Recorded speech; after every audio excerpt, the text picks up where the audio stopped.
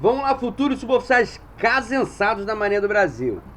Você já fez a primeira prova, já tirou uns dias para descansar, já comemorou o seu índice satisfatório. Agora não tem jeito, né, gente? Tem que voltar à atividade e continuar os estudos. Porque, afinal de contas, o curso não acabou. A gente tem mais uma prova ainda para gabaritar, né? Olha só, antes de tudo eu gostaria de agradecer aí todos aqueles que entraram em contato comigo e fizeram sua demonstração de agradecimento aí pelo material disponibilizado. Eu confesso que eu não achei que isso ia ajudá-los tanto, né? Afinal de contas, não é nada demais. É apenas uma leitura com alguns comentários, né? Efetivamente não é um curso.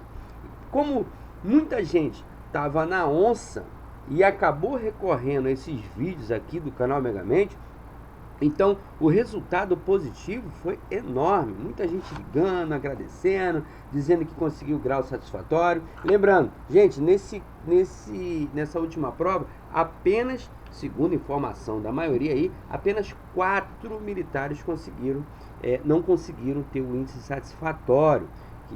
Mas assim, reprovação não teve, tá? Grau insatisfatório no sentido que eles teriam que fazer uma prova de recuperação. Eu entendo que existe muita dificuldade do pessoal, primeiro ponto, porque ficou o suboficial da Marinha, ele fica muito tempo já, devido à sua idade, devido à carreira, ele já fica muito tempo longe das cadeiras de sala de aula. Então, a readaptação ao momento de estudo é realmente um pouco complicado. E também tem muitos suboficiais aí que exercem atividades de encarregado, tem suboficiais que trabalham em delegacias, agências e capitanias, que é difícil demais. Ainda tem suboficial embarcado, tem suboficial que no período estava em comissão. Então, realmente, no final da carreira, onde se tem uma grande responsabilidade atinente à graduação do suboficial, é difícil você disponibilizar um tempo para se dedicar a um curso, cuja extensão do material é enorme devido ao tempo disponibilizado. Então, gente, sem críticas ao pessoal que ficou de recuperação, é perfeitamente compreensível que tenha militares de recuperação, mas lembrando, o índice foi baixíssimo de recuperação. Então, eu considero que o resultado foi, dentro de tudo, positivo. Apenas 4 dentro, não sei, 1000. Foi positivo, foi muito positivo o resultado. E com certeza, esse pessoal aí que porventura não alcançou o grau satisfatório, vai gabaritar aí a sua prova, claro, seguindo aí as instruções. De repente, o pessoal não teve nem acesso ao material que a maioria teve, né? Esses vídeos aí, muita gente falou que ajudou bastante.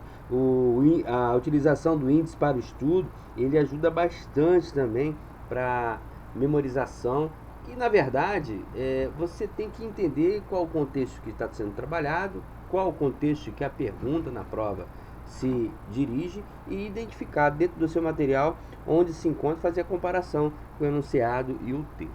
Enfim, parabéns a todos, tá? E como não poderia deixar de ser, a gente tem que continuar aí galgando, caminhando para conseguir essa não é nomeação, não conseguir a conclusão desse curso, vamos dizer assim. Então vamos lá. Inicialmente, para essa segunda parte do curso, eu decidi começar com a segurança das informações digitais. Por quê? É pequeno. Então eu entendo que o mais fácil, o menor, tem que vir primeiro.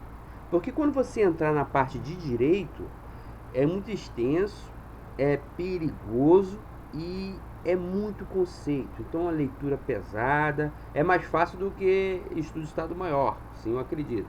Mas ainda assim merece uma atenção devido ao conteúdo. Se você observar em quantidade de páginas, nós dobramos a amarração. E ainda assim, você não pode esquecer que tem o trabalho de conclusão de curso.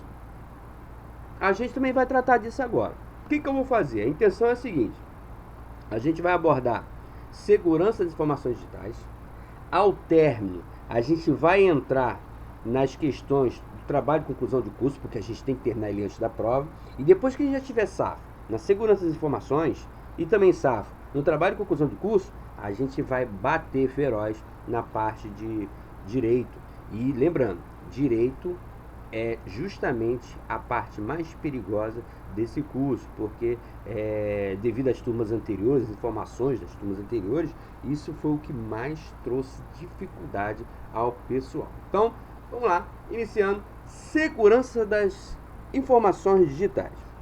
A gente já sabe aí que tem a ver com as questões de informática.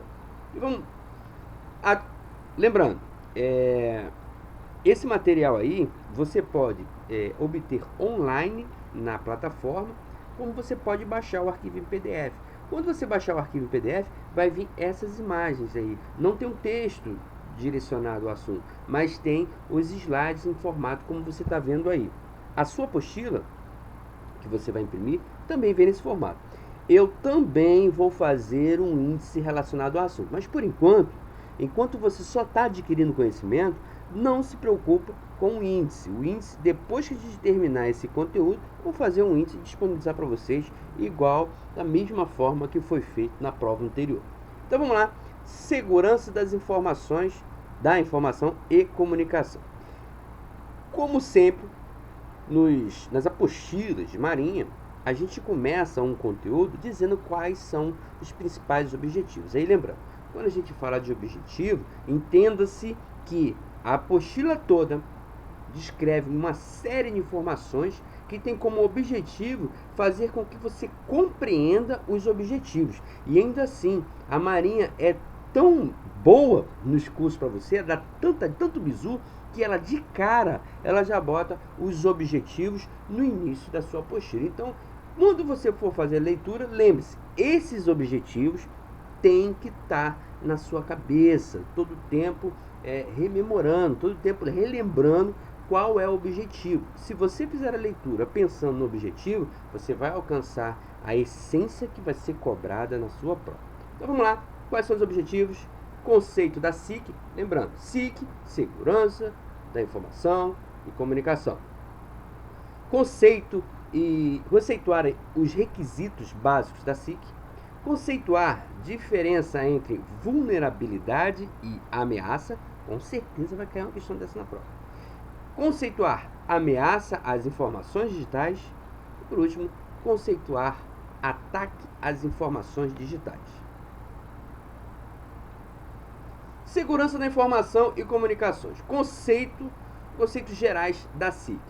A segurança da informação e comunicação prevê ações que objetivam viabilizar e assegurar a disponibilidade, integridade e confidencialidade de dados e informações de forma a minimizar os acidentes de segurança da informação. Adicionalmente, outras propriedades tais como autenticidade, responsabilidade, não repúdio e confiabilidade podem também estar envolvidos. Aí, nesse momento, se você está com a apostila na mão, o que você vai fazer? A gente viu o primeiro conceito. Então você vai destacar a essência desse conceito. Então, quando eu pensar em conceitos gerais da SIC, eu vou negritar, prever ações que o objetivo viabilizar e assegurar a disponibilidade, integridade e confidencialidade de dados. Aí, mas também, isso aqui poderia ser, mas eu não vou rabiscar a apostila inteira, porque isso é só para me fazer achar com facilidade. Não é para decorar.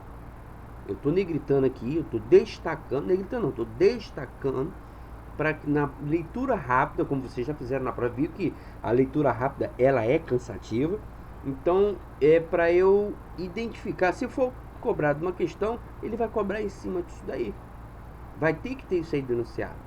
E isso aí é sim uma provável questão. Então, quando eu falar de conceitos gerais da SIC, ou seja, segurança da informação e comunicação, eu tenho que entender que ela prevê ações cujo objetivo é viabilizar e também assegurar a disponibilidade, integridade e confidencialidade.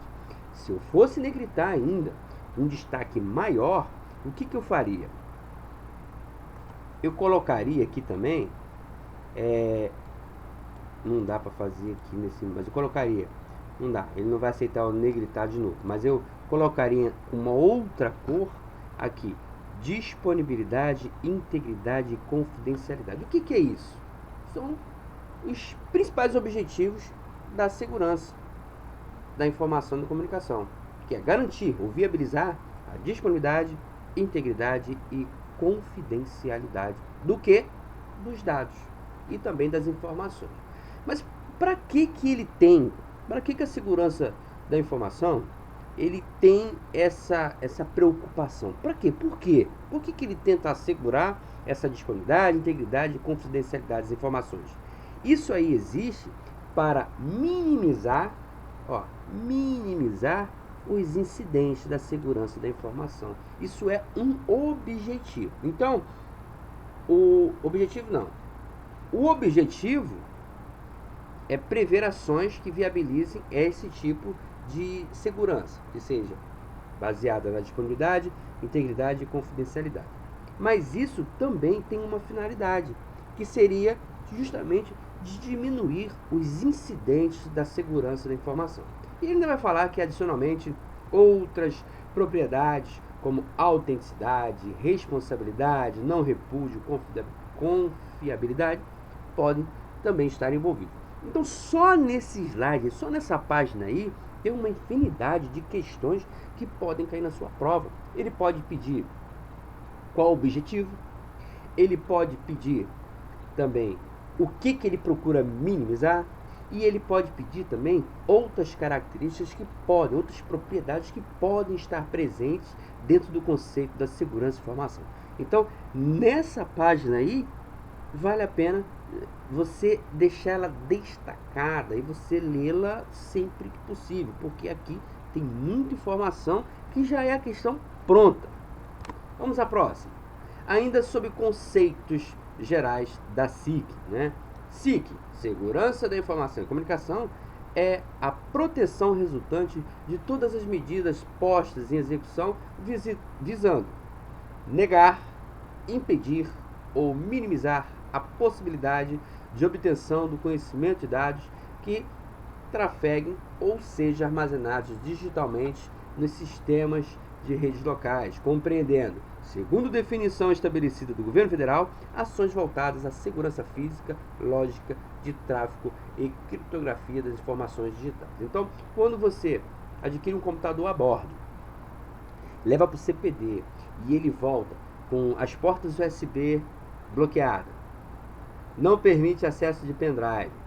Quando você tem que acessar, tem a senha de proteção da tela inicial, a senha de inicialização, tem senha para você acessar o seu Zimbra, tem senha para você acessar a Sigden. Tudo isso é justamente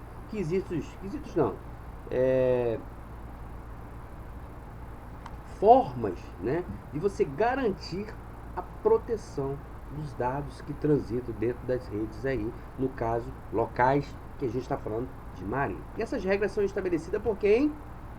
Isso é importante, pelo governo federal. Então, quando a Marinha cria todos esses recursos aí, não é invenção do seu comandante, não é invenção do técnico de TI. É uma definição estabelecida pelo governo federal.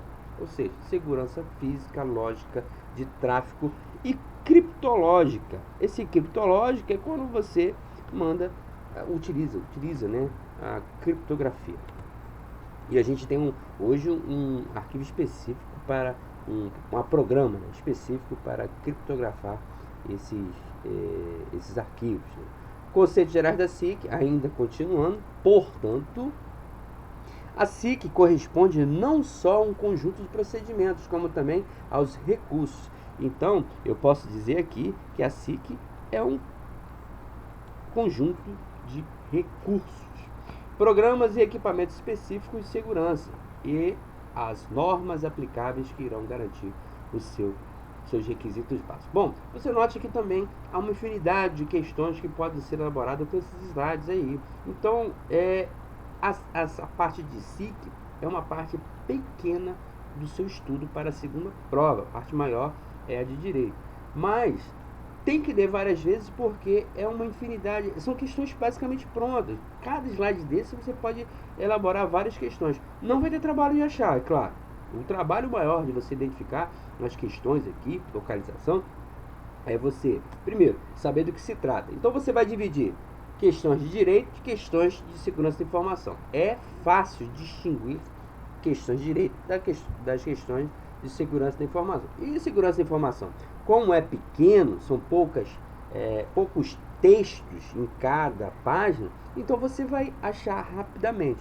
Porém, já na matéria de direito, aí não.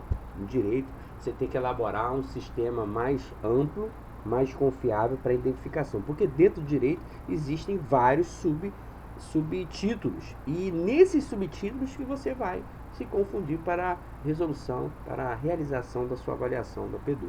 Mas hoje a gente está tratando de segurança da informação, e a gente vai trabalhar minimamente as questões de direito também.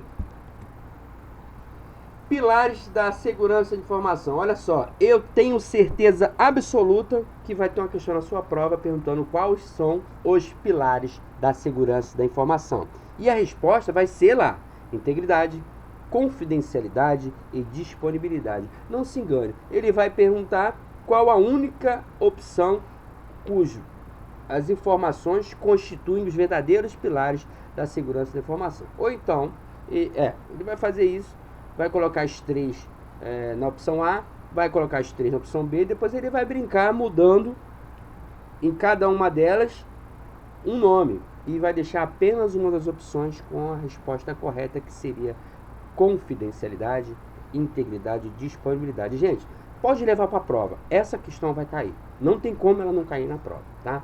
Pela estrutura que a Marinha elabora suas provas, a maneira como ela elabora esse conceito que é principal, 99,98% de chance dela contemplar todas as provas do Casenso, todos os anos que elas ocorrerem. Ela vai cair sempre. Então, se eu pudesse apostar, pudesse dizer, essa aí é uma questão que não tem como não cair. Segurança da informação e comunicação ainda. Requisitos básicos da SIC. Olha só, questão pronta, tá? Das opções abaixo, identifique qual a opção que não constitui o requisito básico da SIC. Alfa, disponibilidade. Bravo, integridade. Charlie, confidencialidade. Delta, autenticidade. E Eco, objetividade, criatividade e outras coisas que ele vai vendo. Então, questão pronta, tá? Ele dá 4 opções aí, dentro dessas 4 opções ele vai botar uma que não tem nada a ver e vai pedir: das opções abaixo, todas correspondem aos requisitos básicos da SIC, exceto, aí você vai ter que identificar qual é que não é: disponibilidade, integridade, confidencialidade e autenticidade. Fácil de resolver, porque quando você virar na consulta, as páginas, vai virando as páginas, você vai achar grandão aí, requisitos básicos da SIC, e você vai ver que uma das opções não está contemplada aí nesta tela. Não é difícil. SIC, eu diria que ainda é a parte da sua matéria bem mais fácil de lidar, ou seria a parte mais fácil. Por isso que a Marinha eficientemente, né, isso foi proposital, tá? Ela colocou a SIC junto com o direito, porque é o mais difícil junto com o mais fácil. Se ela colocasse direito junto com, por exemplo, o estudo do Estado Maior, muita gente tinha ficado na onça. Se ela bota também junto com o controle de processo, tinha dado ruim. Mas a Marinha, ela fez, você vê, tem muita gente dizendo que o Casenso é para atrapalhar. Não, o Casenso, ele é feito de maneira bem séria, né? Ele tem esse cuidado, ele foi elaborado, ele tem um currículo. Não foi feito de agarra não, gente. Ele tá bem elaborado, sim. Tanto tá bem elaborado que ele foi dividido as matérias de forma que você pudesse ter tempo e viabilidade de preencher os requisitos, não, de conseguir alcançar o grau positivo na avaliação. E isso é uma prova de botar direito junto com a SIC, que é a parte mais fácil desse contexto. Eu não estou dizendo que ela é fácil demais, não. Estou dizendo que dentro de todo estudo, o mais tranquilo de se estudar é justamente a segurança da informação e comunicação. Requisitos básicos ainda. Aí agora ele vai destrinchar cada um.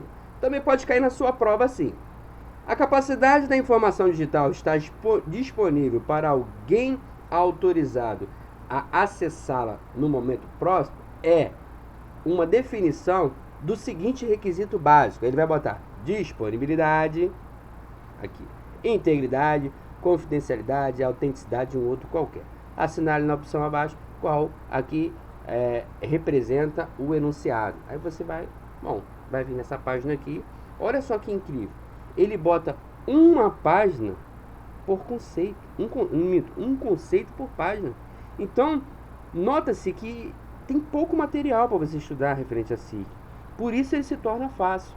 Porque você tem pouco material para ler, para estudar. É uma leitura que não é maçante, é até interessante de você estudar. Então vamos lá. Direto ao ponto. Alfa, disponibilidade. É a capacidade da informação digital estar disponível para alguém autorizado a acessá-la no momento próprio. Então, disponibilidade tem relação com informação e com alguém autorizado. Eu marcaria isso para identificar de cara. Então, se eu estiver falando de disponibilidade, tem relação com a pessoa e tem relação com a informação. Se for integridade, aí é a capacidade da informação digital somente ser modificada por alguém autorizado. Aí ela também tem relação com alguém, só que nesse caso a relação é dela ser modificada, tá? Aí ele vai ser que é somente, tudo bem. Mas se cair numa questão para você identificar, se você vir aqui, ó, só aí aqui eu botaria no momento próprio, né? Tiraria isso aqui. Que alguém autorizado sempre vai ter. Então, formação digital, no momento próprio eu estou falando de disponibilidade. Agora, se estiver falando de informação digital, que só pode ser modificada por alguém em específico, então é integridade. E se eu estiver falando de confidencialidade, a mesma informação digital só vai ser acessada. Aí ficou fácil, né? Já vou melhorar ainda. Ó, não vou tirar alguém, porque todas elas possuem esse alguém. Então, e todas elas possuem informação. Disponibilidade vai ter que ter momento próprio. Integridade vai ter que ser modificada. Confiabilidade vai ter que ter um texto acessado. E autenticidade vai ter que ter a palavra identificada. Vê como é que ficou fácil? Se negritou isso daí, vai ter que ter lá no enunciado. Se ele quiser falar de autenticidade, ele vai ter que botar ou identificada ou capacidade da origem. Se ele estiver falando da confidencialidade, ele vai ter que falar da questão do acesso. Se ele estiver falando da integridade, ele vai ter que falar da questão de ser modificada. Quem pode modificar. E se ele estiver falando de disponibilidade, vai falar alguma coisa em relação ao momento próprio. Não fica difícil. Qual o propósito da SIC? Agora, mais uma vez, vamos falar sobre os propósitos, né? Estabelecer a política de segurança, informação e comunicação da Marinha, definindo procedimentos e instruções a fim de reger as atividades relacionadas com a SIC na Marinha, complementando as instruções contidas em outras publicações correlatas em uso, devendo ser de conhecimento de todo o pessoal credenciado e autorizado a operar, manusear equipamentos que conectados ao recinto. Aí o recinto sabe que é a rede interna da Marinha. Diferença entre vulnerabilidade e ameaça. Bom, óbvio que vai ter uma questão lá, dizendo esse enunciado. É a falha ou franqueza do procedimento, implementação ou controle interno do sistema que possa ser adicionalmente ou propositadamente explorado. Ele vai falar do que o enunciado trata. Vai botar as opções de baixo. Aí você vai botar resposta vulnerabilidade. Então, a gente vai entender vulnerabilidade como a falha. Tá? Isso aqui. Falou em falha, é vulnerabilidade. Então, lembrando, retornando, né? Diferença entre vulnerabilidade e ameaça. Vulnerabilidade é a falha, ou franqueza de procedimentos, implementação, ou controles internos de um sistema que possa ser acidentalmente ou propositadamente explorado, resultando em uma brecha de segurança ou violação da política de segurança do sistema. Então, eu atribuo a palavra vulnerabilidade, falha e brecha de segurança. Isso é relacionado à vulnerabilidade. Agora, continuando. Em segurança da informação e comunicação, a vulnerabilidade é uma fraqueza que permite que o ataque reduza a garantia da informação do sistema. Vulnerabilidade é a interseção dos três elementos. Uma falha do sistema, aí não tem jeito, isso aqui é questão também. Uma falha do sistema, depois acesso no tocante à falha e a capacidade do atacando explorar a falha. Então, três características que... três elementos que são características da vulnerabilidade. Aí seria falha do sistema, acesso do tocante à falha, capacidade do atacante ou quem ataca explorar a falha. Então, esses três elementos são características da vulnerabilidade. Ressalta-se que somente devem ser utilizados programas homologados e previamente autorizados para uso da MB. O emprego de programas não homologados pode impactar negativamente o desempenho e a segurança da rede, além de possibilitar o surgimento de novas vulnerabilidades. Por que acontece isso, gente? Porque olha só, a Marinha pega um programa e homologa. Quando ela homologa esse programa, ela vai estar dizendo o seguinte: bom, esse programa é homologado, então você que é usuário entenda. Eu consigo ter o mínimo de controle sobre a atuação desse programa dentro do sistema da Recim, no caso, se for o caso. Então, quando eu digo o programa é homologado, significa a Marinha dizendo assim: eu conheço esse programa, eu sei como ele funciona, eu sei limitar as suas fraquezas e eu sei monitorá-lo. Por isso que ele é homologado. Ele está com... Se você usar esse programa, eu vou ter a segurança eu vou ter como manter a sua segurança digital, segurança das informações desse tipo de comunicação. Se você coloca um programa não homologado, significa o quê? Eu não tenho técnicos com informações precisas, o programa não oferece, eu não tenho conhecimento da estrutura do programa e eu não sei qual a viabilidade técnica de acesso. Eu posso até saber, mas eu não vou ter como monitorar, eu não estou preparado para gerenciar. Por isso que a Marinha exige programas homologados. Porque programas não homologados podem existir brechas que possibilitem uma possível invasão. A gente não é incomum, tá, gente? A gente vê até sites da Marinha ser derrubado. Já acontece. Só que é o seguinte, como a gente percebe, a DCTIM, ela tem uma equipe que fica full time orientando isso aí. Então, quando acontece algum tipo de invasão, significa a DCTIM já derruba logo, já faz o backup, ou a própria OM, se ela tiver como é que chama? Um setor, né, que trabalha com essa parte de TI. Que normalmente se faz? Constantemente os programas, inclusive da página inicial por exemplo, vou botar aqui Distrito Naval, a página inicial do distrito, constantemente ele tem que ser atualizado. Aqueles layouts lá tem que sofrer atualização Java e tudo mais. Então, às vezes na atualização mesmo, ou quando ele está desatualizado, ele permite brechas de entradas externas. E, hacker, isso não é coisa de filme americano, não. Existe no Brasil também. E existem relatos aí, que eu não vou falar aqui no caso dele, que já derrubaram páginas de Marinha. Só que a DCTIM, aí nego malha a DCTIM, mas a DCTIM trabalha tão rápido que quando ela enxerga que houve um tipo de invasão, ela automaticamente já informa a OM para quê? Para a OM derrubar o site e colocar ele de volta no backup anterior sem a invasão. Então, às vezes você vê, o site não está entrando. Não, às vezes ele foi derrubado. É difícil pra caramba.